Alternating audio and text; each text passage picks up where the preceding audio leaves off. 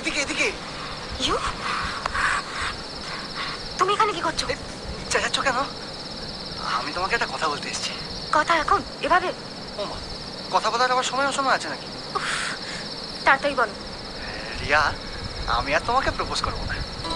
এই কথাটা বলতে এসছো? না মানে মানে সেটা না, ওই ইয়ে, আই লাভ ইউ রিয়া। তুমি একটু চেষ্টা করে দেখো না গো। দেখো চেষ্টা করে কি না হয় বলো। তুমি পারবে, বিশ্বাস করো তুমি পারবে। একবার চেষ্টা করে তুমি পারবেই পারবে। এই কি করছো? পড়ে গেলে তো মরে যাবো। মরে গেলে তুমি কাকে ভালোবাসবে? হ্যাঁ হ্যাঁ রিয়া, সর্বনাশ করেছে রে। রিয়া দেখ তো ঠিক আছে কিনা। যাবো মানে ওরে দেখ ঠিক আছে কিনা। আরে ম্যামা করছিস কেন বলতো? যেদিন থেকে তুই বলেছিস আমি খুঁজে খুঁজে পাগল হয়ে গেছি। শেষে আজকে বিকেলে সন্ধ্যা দিয়ে একটা দোকানে নিয়ে গেল, সেখানে গিয়ে মর। আরে তুই তুই ছাড় তো, আমি দেখেছি। দেখি আরে দেখবি তো।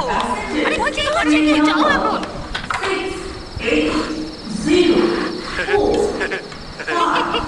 আসছে না, লজ্জা পাবে না? এবার যাও না তো সত্যি সত্যি ফেলে দেবো। এরকম কুকুরের মতো দাঁড়িয়ে দিচ্ছ কেন? একবার বলো না কি ঠিক করলে ভালোবাসবে আমায়?